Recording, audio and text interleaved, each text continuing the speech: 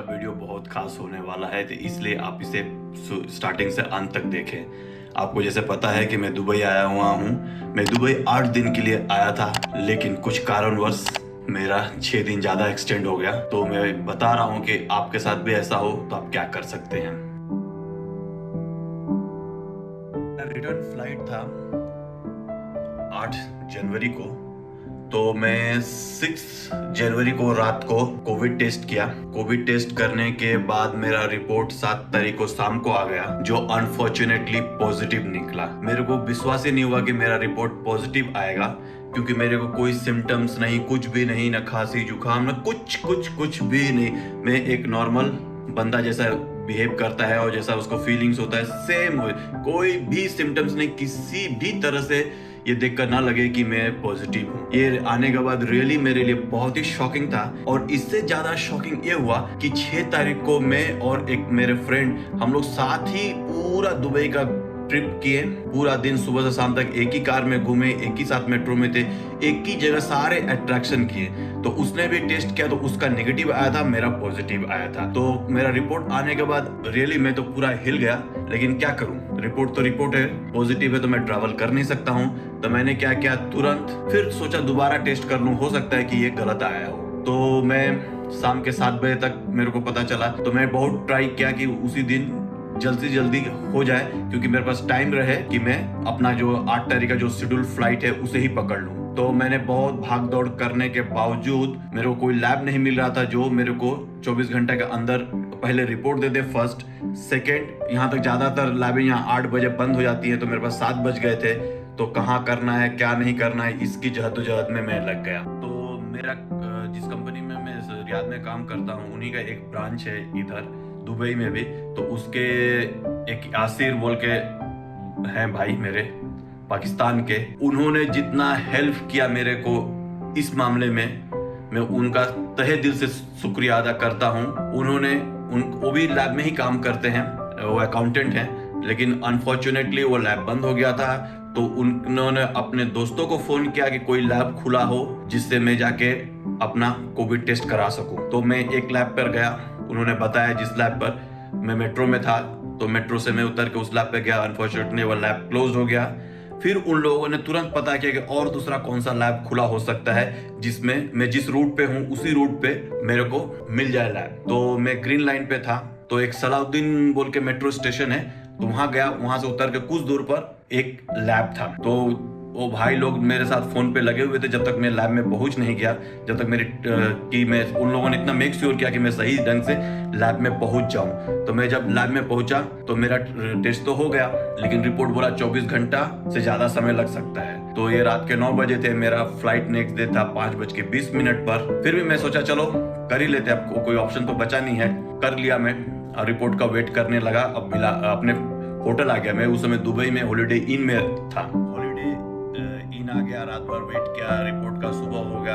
सुबह भी मेरे को पता था 24 घंटे से पहले नहीं आना है, फिर भी मैं क्यूरियस था। सबसे मोबाइल पे मैसेज चेक कर रहा था कि अब आएगा, लेकिन आया नहीं। इस टाइम मेरे को चेकआउट भी करना था। मैं होटल से चेकआउट कर गया और लॉबी में ही बैठा रहा, ये होप करते हुए कि शायद मेरा रिपोर्ट नेगेटिव आ जाए और मैं मेरी जो निर्धारित फ्लाइट थी 5:20 को वो पकड़ लूँ। लेकिन अनफॉर्चुनेटली टाइम निकला जा रहा था, मेरे को कोई और ऑप्शन नहीं था अपना टिकट को चेंज करने के सिवा और एक दूसरा स्थान देखने के लिए जहां मैं अब रह सकूं। तो अनफॉर्चुनेटली मेरे को टिकट चेंज करना पड़ा। जो 5:20 की थी तो उसको अर्ली मॉर्निंग 2 बजे का करना पड़ा, कि यही होप में कि मेरा रिपोर्ट नेगेटिव आ जाएगा। लेट आएगा लेकिन नेगेटिव आएगा। लेकिन उसी बीच में मेरे को दूसरी जगह भी शिफ्ट करना था, तो मैं आ गया शारजा। यहाँ मेरे ब्लॉग में बहुत बार आप देखे होंगे, हेल्थ ब्लॉग में या जीजान के ब्लॉग में मेरे साथ थे अरूप, उनका भाई यहाँ रहते हैं, वो मेरे को लेने आए और मैं एक शारजा के होटल में आ गया। शारजा के होटल में तो आ गया मैं, लेकिन अभी तक मेरी रिपोर्ट आई नहीं थी। मेरी रिपोर्ट जब आई तो फिर मेरे पैर तले जमीन खिसक गए। ये रिपोर्ट भी मेरे लिए पॉजिटिव आया, तो फिर मैं कंफर्म हो गया, चलो मैं बीमार नहीं हूँ, लेकिन मेरे में सिम्टम्स है और मैं पॉजिटिव हूँ, तो कुछ नहीं किया जा सकता है। उसके बाद सऊदी अथॉरिटी का भी मैसेज आया कि I need to be home quarantine till 16 January. तो 16 जनवरी तक तो मेरे को होम क्वारंटाइन होना था।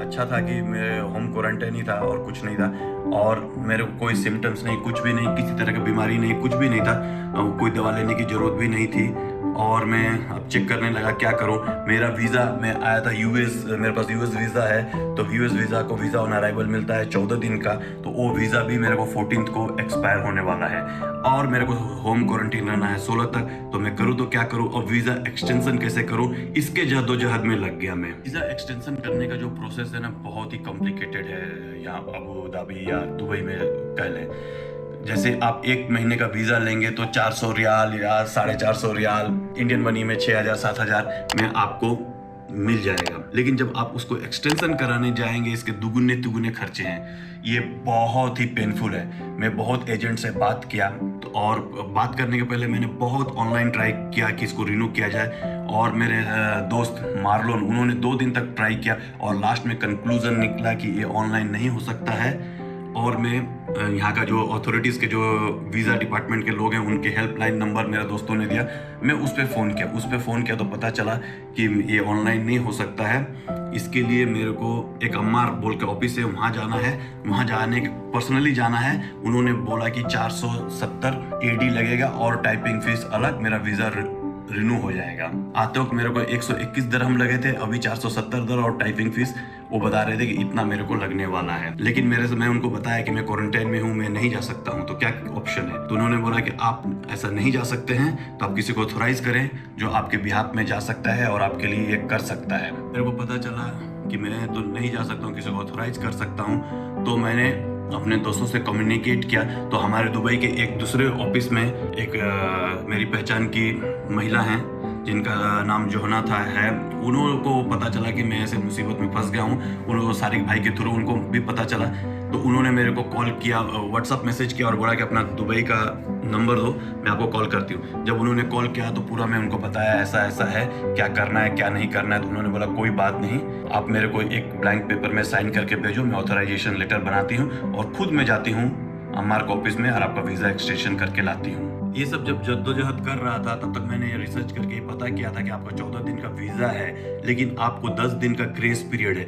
यदि 10 दिन का ग्रेस पीरियड आपका खत्म हो जाता है, उसके बाद ही आपको पेनल्टी लगना चालू होगा। पेनल्टी क्या है, पहला दिन का 200 रुपये, फर्स्ट टाइम 100 रुपये, उसके बाद से 100 रुपया पर दिन का आपका पेनल्टी लगेगा। तो मैं सोचा कि 14 तारीख तक तो मेरा वीज़ा है, 10 दिन तक और एक्सटेंड ग्रेस पीरियड मिल जाएगा, तो वीज़ा एक्सटेंड ना भी हो तो चल जाएगा, क्योंकि उसके बाद ही मेरे को पेनल्टी लगना है। क्योंकि जो एजेंट लोग बोल रहे थे, वो बोल रहे थे, कोई मेरे को 1100 बोला था, कोई 1800 भी बोला था। तो मैं यही सोच रहा था क्या करूं, एक्सटेंड करूं नहीं करूं।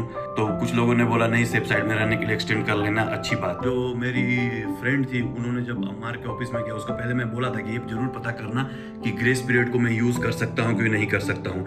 यदि ग्रेस पीरियड में यूज़ कर सकता हूँ तो वीज़ा एक्सटेंड करने का कोई मतलब ही नहीं बनता है, क्योंकि मेरे पास 10 दिन का ग्रेस पीरियड है। लेकिन आप इंटरनेट पे चेक करेंगे तो आपको लिखा रहेगा 14 दिन ही आपका वीज़ा है। तो 10 तब वो गई, तो वहाँ उनको पता चला कि वो जो एजेंट था वो बोल रहा नहीं, आपको 800 कुछ दिरहम देने पड़ेंगे, वीज़ा एक्सटेंड करना पड़ेगा। तो फिर मैं उन्होंने बोला कि इंडियन है, आप बात करो। जब उससे बात किया तो मैं उसको बताया कि भाई देख, मैं वीज़ा ऑन अराइवल आया हूँ, मेरे पास यूएस का वीज़ा है और 14 तारीख को मेरा एक्सपायर हो रहा है, लेकिन मेरे पास 10 दिन का ग्रेस पीरियड है, तो मैं ग्रेस पीरियड में यूज़ कर सकता हूँ। तो बोलता है वो बोलता है कि मैं चेक करके आपको बताता हूँ। जब वो बंदा चेक करने गया अपना सीनियर के पास, तब तक मेरी जो महिला मित्र थी, उन्होंने उसके स्क्रीन पर देख लिया कि मेरा वैलिडिटी 25 जनवरी तक है, कि जो 10 दिन का जो ग्रेस पीरियड है ना, वो भी इंक्लूडेड था।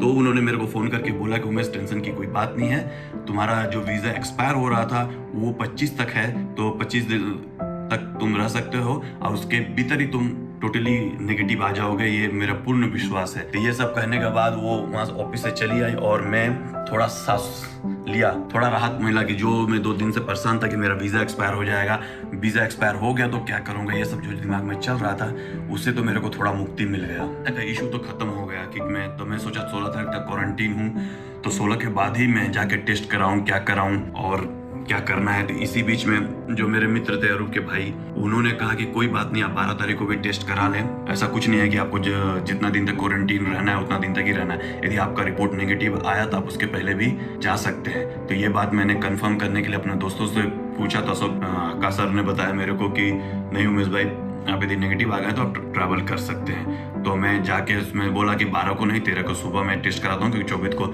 मेरा ऑलरेडी फ्लाइट का टिकट है। यदि नेगेटिव आया तो टिकट चेंज करने की जरूरत नहीं होगी और मैं आराम से ट्रैवल कर सकता हूँ। तो 13 को सुबह जाके मैं 9 बजे टेस्ट करवाया, तो वहाँ वो बोल रहे थे कि यहाँ दुबई में एक और प्रॉब्लम यूएई में मेजर है कि आपको 24 घंटे का पहले रिपोर्ट मिलता ही नहीं है। 24 घंटा से 30 घंटे के बाद ही आपको रिपोर्ट आता है, कहते हैं ये लोग। तो लकीली 13 का रात को ही मिडनाइट में 11 साढ़े 11 बजे रिपोर्ट आ गया कि आपका रिपोर्ट नेगेटिव है। थैंक गॉड, बहुत ही रिलीफ मिला कि मेरे को अब मैं ट्रैवल कर सकता हूँ, जो कि 6 दिनों से घर के अंदर बंद था मैं। तो मैं फाइनली ट्रैवल करने के लिए रेडी हूँ।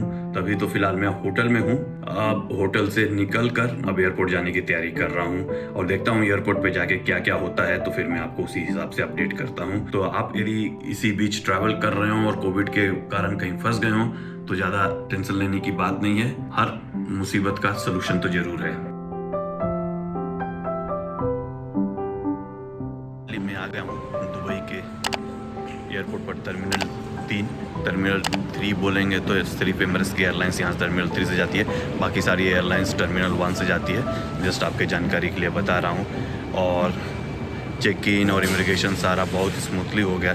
चेक इन में है कि सेल्फ चेक इन में आप जाएंगे बहुत जल्दी होगा। खुद से अपना पासपोर्ट स्कैन करेंगे, बोर्डिंग पास प्रिंट करेंगे, लगेज रखेंगे, लगेज पे स्टिकर लगाएंगे, हो गया। और जैसे नॉर्मल ओल्ड प्रोसीजर में जाएंगे तो काफ़ी लंबा लाइन था, तो सारा कुछ हो गया।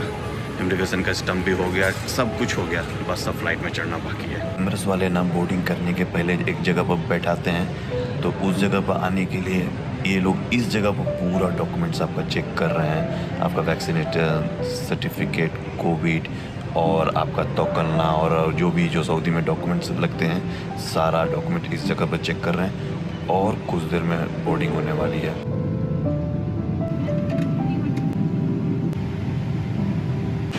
फाइनली रियाद में लैंड कर गए, इतना जहद करने के बाद। तो फाइनली मैं रियाद आ गया हूँ। तो मैं आशा करता हूँ कि आपके साथ भी ऐसा कुछ घटे कि जब आप कहीं ट्रैवल कर रहे हो कोरोना पॉजिटिव हो जाए तो घबराने की कोई बात नहीं है। अपना ख्याल रखें। तब तक take care, bye bye guys, see you soon.